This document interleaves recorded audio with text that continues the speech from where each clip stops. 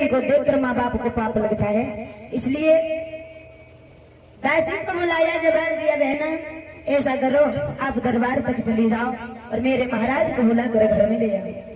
तो दासी चली, जाओ करके रेव तक से कहा कि हे प्रभु क्षमा करें, आपकी रानी ने आपको आंगन में बुलवाया है। तो महाराज रेव तक जैसे बैठे थे वैसे ही चल दिए, आंगन में पहुंचे। भैया ने बड़े सुंदर से आसन पर बिठा लिया अपने पिया को और समझा के बोली महाराज ने कहा है भद्रे एक बात बताओ, तुमने आज हमें इतनी जल्दी में क्यों बुलवा लिया?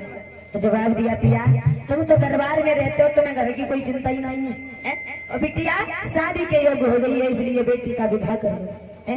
तो समझाए कि बोले सुना महाराज, अरे मेरे पति प्राण प्यारे और श्यामी है घर में तेरी लाड़ी।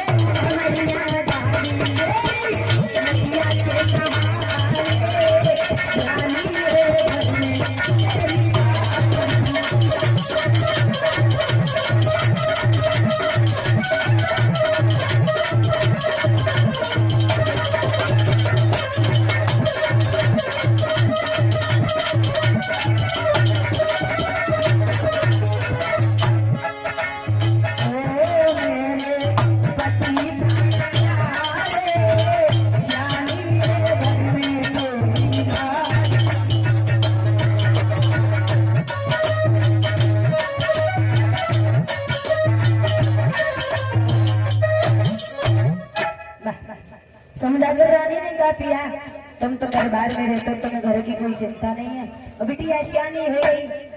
तो महाराज रेव तक ने कहा कोई बात नहीं रानी, अगर बेटी सियानी है तो हम अपनी बेटी के लिए कोई अच्छा सा घर ढूंढ कर विवाह कर देंगे। महाराज रेवती बहुत सुंदर थी, कभी भी अपने माँ बाप से ऊंची आवाज में बात नहीं करती थी, और लड़की वही है जो अपने माँ बाप की बात माने।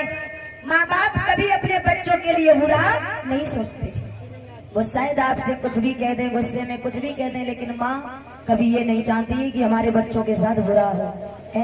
माँ की ममता ही बड़ी विलक्षण बताई गई, इसलिए मेरी बहनों माँ बाप का सम्मान किया करो, उनकी इज्जत किया करो। हम तुम्हें बता दें, एक घर में एक बिटिया थी बड़ी सियानी।